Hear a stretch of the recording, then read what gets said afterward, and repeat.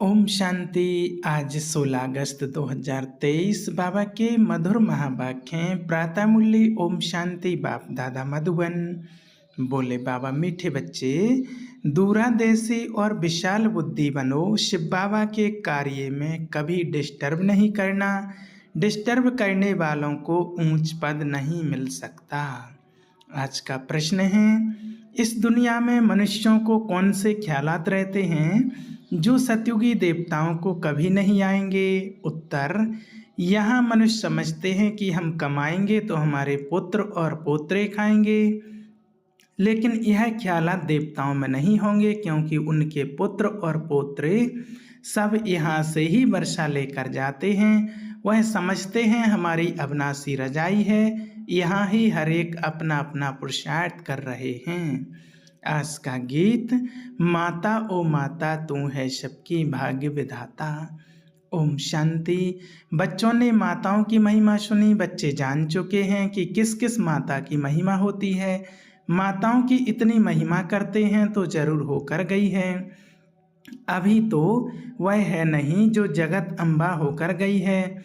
उनकी भक्ति मार्ग में महिमा होती है। अब वह क्या करके गई यह तुम भी नहीं जानते हो। जगत अम्बा के मंदिर में जाते हैं, जाकर उनसे कुछ ना कुछ मांगते हैं। कोई को बच्चे की आस होगी, कोई आशीर्वाद मांगेंगे। अब जड़ चित्र तो कुछ कर नहीं सकते, ना वह समझते हैं, परंतु यह है भक्ति। तुम जानते हो वह पास्ट हो गए हैं। जगत अम्बा की महिमा है, एक तो नहीं है। तुम सब ब्राह्मण कुल की पालना करते हो, फिर देवी कुल की पालना करेंगे। तुम इस समय जैसे कि सारे जगत की पालना करते हो, परंतु कोई जानते नहीं चंडिका देवी का भी मेला लगता है। चंडिका नाम देखो कितना छी है। बाबा कहते हैं, जो आश्चर्यवत भागंती हो फारकती दे देते हैं, वह जाकर चंडाल का जन्म पाते हैं। घर में चंचलता करते हैं तो उनको कहा जाता है ना, तुम तो चंडी हो, चंडाल हो। बरोबर देखते हो शिव बाबा का बनकर फिर भी बहुत चंचलता करते हैं। चंचलता अर्थात अवज्ञा करते हैं। शिव बाबा की सर्विस में डिस्टर्ब करते हैं तो अंत में चले ही जाते हैं।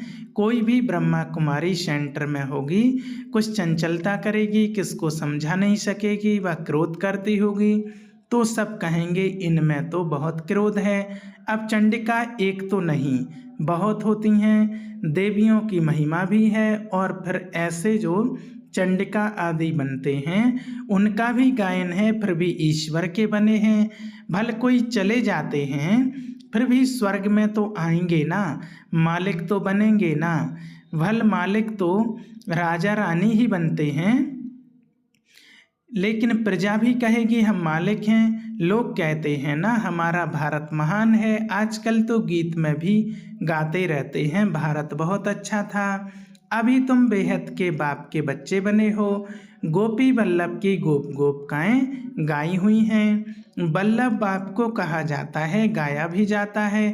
एक गोपी वल्लभ की अनेक गोप गोपिकाएं। सतयुग में तो गोपिकाएं आदि की बात ही नहीं है। अभी तुम बच्चे विशाल दूरादेशी बुद्धि बने हो। बुद्धि का ताला खुल गया है। इस जन्म की जीवन कहानी को तुम अच्छी रीति जानते हो। हर एक को नशा तो रहता है ना।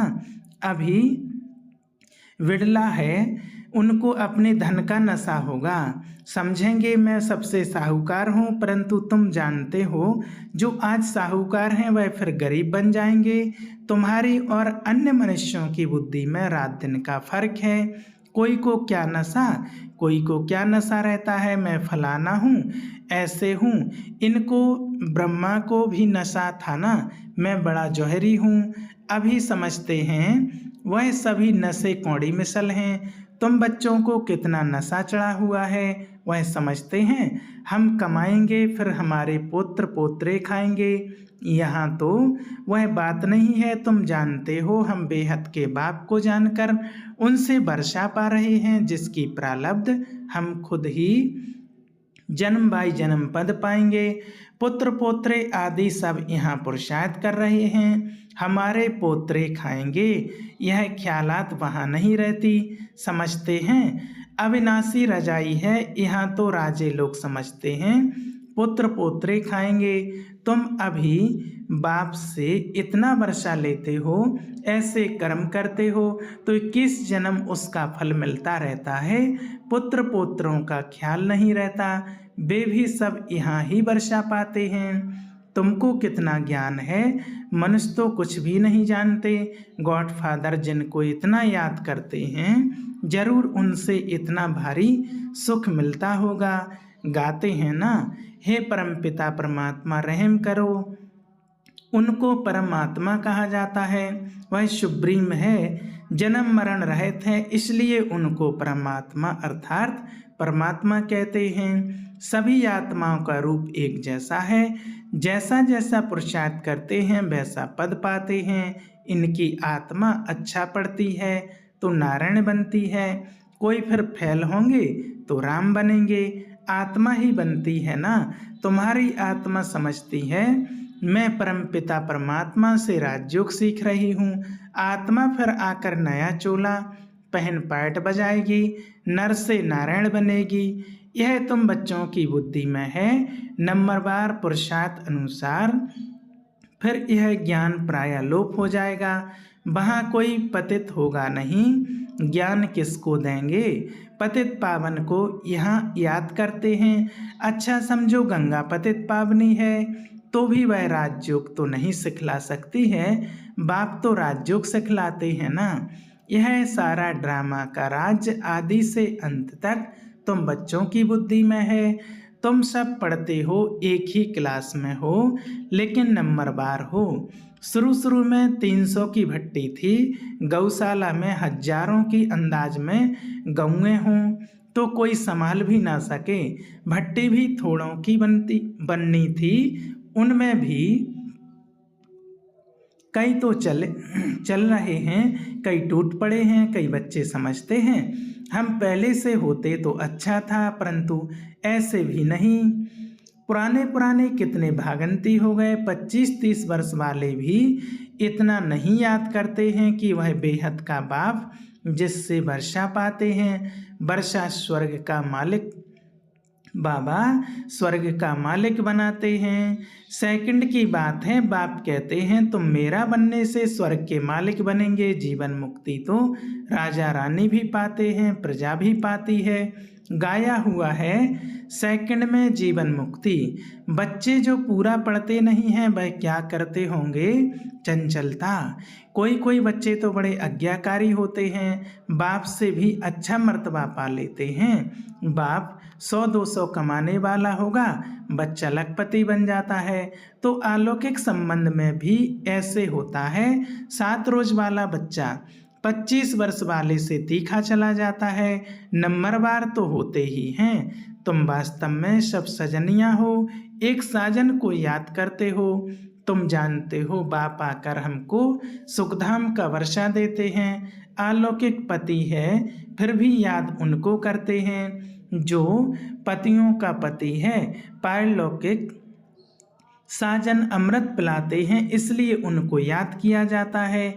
फिर तुम स्वर्ग के मालिक बनते हो, फिर वहाँ कोई को याद नहीं करते। अभी के पुरुषार्थ से तुम 21 जन्म प्रारब्ध पाते हो।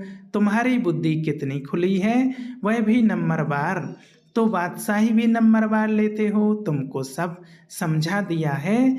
यहाँ अच्छी रीति पढ़ाई पढ़ने से तुम पद भी इतना ऊंच पाएंगे, नहीं तो अनपढ़े पढ़े के आगे भारी ढोएंगे।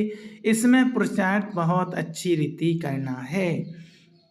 अभी टाइम अच्छा है पुरुषार्थ के लिए। तुम जानते हो जहाँ जीना है वहाँ ज्ञान अमृत पीना है अथवा पढ़ते रहना है। सैम्पलिंग लगाते रहते हैं, कोई झट समझ जाते हैं तो समझा जाता है इनका पद तो अच्छा देखने में आता है, अच्छा नज़दीक का फूल है, तन मन धन अर्पण कर बैठा है, सर्विस में अच्छा लग गया है। समझता है अपना समय जितना सर्विस में देंगे उतना फायदा।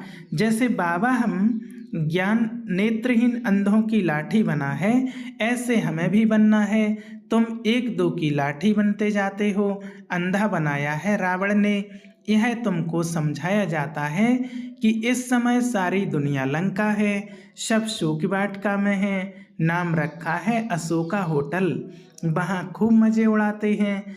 अभी तुम जानते हो बाबा आया हुआ है, महाभारत लड़ाई सामने खड़ी है। यह तो लगनी है जबकि घर के गेट्स खुलने हैं।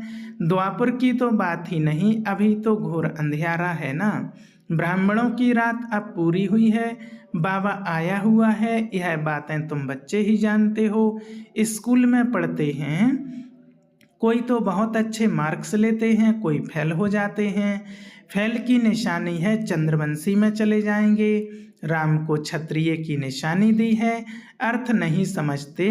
लव कुश की क्या क्या बातें बैठ सुनाते हैं, कितने झूठे दोष बैठ लगाते हैं। गाते हैं राम राजा राम प्रजा, धर्म का उपकार है। फिर यह सब बातें कहाँ से आईं?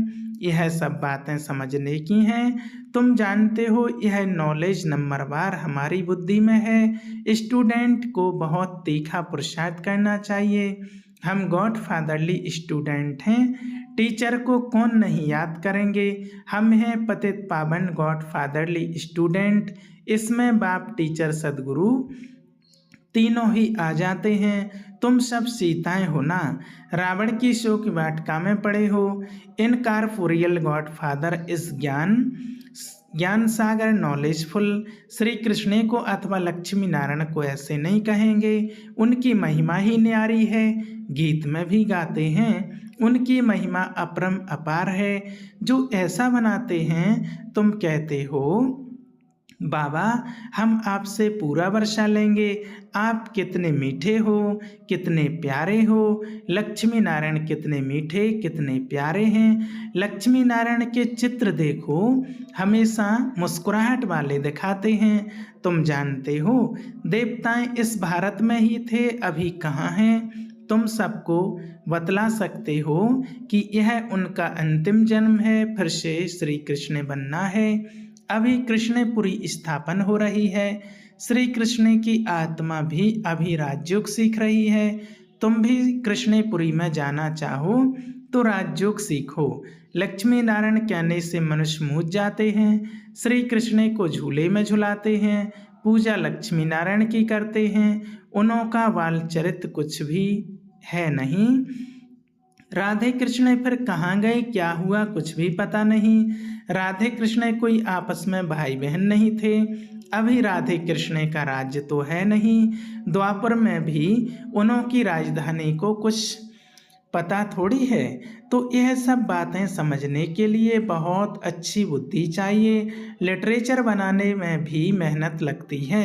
विष्णु के अलंकार दिखाते हैं, परंतु वास्तव में विष्णु के यह अलंकार होते नहीं। विष्णु व लक्ष्मी नारायण को शंख थोड़ी है, तो हम क्या लिखें? मनुष्य तो कुछ भी समझ ना सकें, शंख तो है तुम्हारे पास, तो अलंकार जरूर ब्राह्मणों को देना पड़े। कहेंगे यह ब्राह्मण फिर कहाँ से आए, समझ नहीं सकेंगे। तुम समझा सकते हो, हम ब्राह्मण स्वदर्शन चक्रधारी हैं। यह सब बातें समझाने में बड़ी ही विशाल बुद्धि चाहिए। प्रजा में जाने वाले मोटी बुद्धि समझ ना सकें, समझाने में बड़ी ही डिफिकल्टी लगती है। बाबा लिखते भी हैं, शिकिलदे स्वदर्शन चक्रधारी ब्रह्मा मुख वंशावली। परंतु तुम्हारे पास अलंकार कहाँ है? चित्रों में देवियों को तीसरा नेत्र दिया है, लेकिन उनको तो तीसरा नेत्र है नहीं। तुम्हारी अब तीसरी आंख खुली है। तुम शक्तियों की महिमा है, जगत अम्बा है तो बच्चे भी साथ में होंगे। मेजॉरिटी माताओं की है, माताओं को ही ऊंच उठाते हैं। अच्छा, मीठे मीठे शिकलदे बच्चों प्रति माता पिता बाप दादा का याद प्यार और गुड मॉर्निंग। रूहानी बाप की रूहानी बच्चों को नमस्ते। हम रूहानी बच्चों की रूहानी बाप दादा को याद प्यार और गुड मॉर्निंग। नमस्ते नमस्ते, शुक्रिया बाबा, शुक्रिया। धारणा के लिए मुख्य सार, अपना समय सर्विस में सफल करना है, तन मन धन सब अर्पण कर जब तक जीना है पढ़ाई पढ़ते रहना है। दूसरा, आपस में एक दो की ज्ञान से पालना करनी है, ऐसा कोई कार्य नहीं करना है जिससे बाप की अवज्ञा हो।